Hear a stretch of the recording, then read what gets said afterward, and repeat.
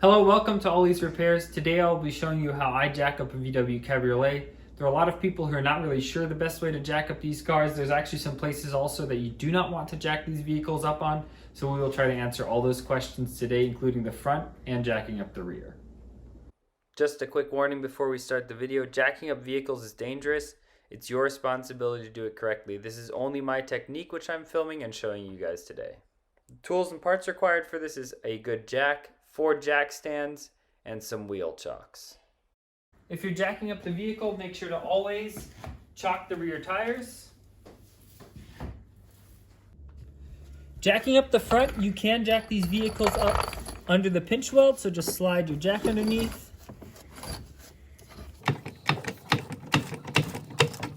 Next step will be to take a jack stand with a rubber or a piece of cardboard and slide it underneath this control arm mount.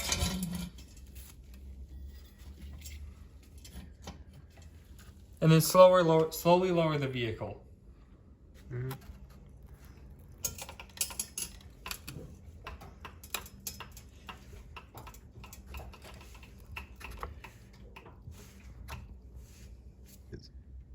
And repeat the same on the other side.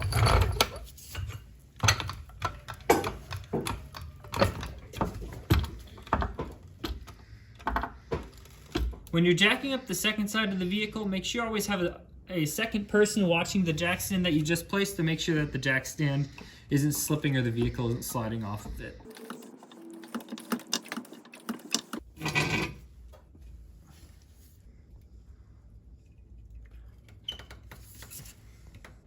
Some places you do not want to jack the vehicle up are right here on these frame horns is what they're called. So a lot of people like to jack them up here. This is actually not good. You can cause the welds, how these are welded to the body, to break. So make sure to never jack it up here. Always jack it up on the pinch weld and then put your jack stand under the control arm mount. Same goes on this side. Don't jack it up on these frame horns. One place that you do not want to jack the vehicle up on is these rails right here. So you can see here someone already jacked it up and that's why it's all dented and rusty. Do not jack it up on that rail that holds the floorboard. If you're unable to place a jack on the control arm mount because you're currently replacing the bushings or something like that, the other good option is right here where this circle is cut. If you use a nice large piece of wood to cover all that, you can place a piece of wood there and then you can put the jack stand underneath. The easiest way to jack up the rear is on that center axle beam right there. Just carefully jack it up. As someone's jacking up the rear, make sure you are always monitoring the front as well. Once the rear is jacked up, you can either place a jack stand, one on each side under the rear axle beam. The other option is this factory mount right here that you can also place a jack stand underneath. And slowly lower the vehicle.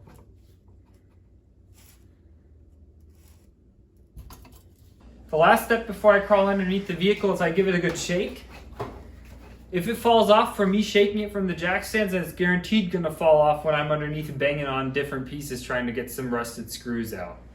Remember, jacking up the vehicle, this is your jack work. Make sure you do a good job jacking it up, make sure you give it a good shake, and then minimize your time underneath the vehicle. People die every year from vehicles that fall off of jack stands.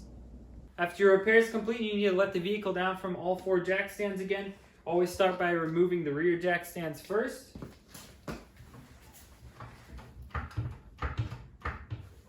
Jack it up, slide out the jack stands.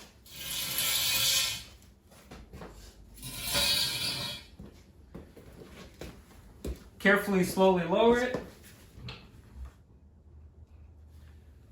When the rear is lowered, make sure you chock the wheel again, and then remove the front jack stands.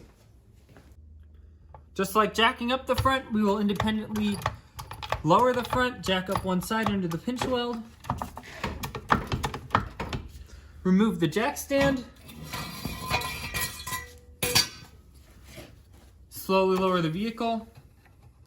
And then repeat on the other side.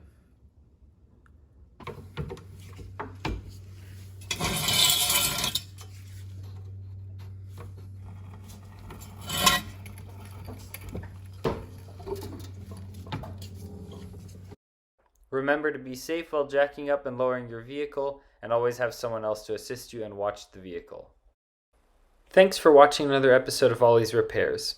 Hopefully you enjoyed the video. If you did, please like, subscribe, and comment for more.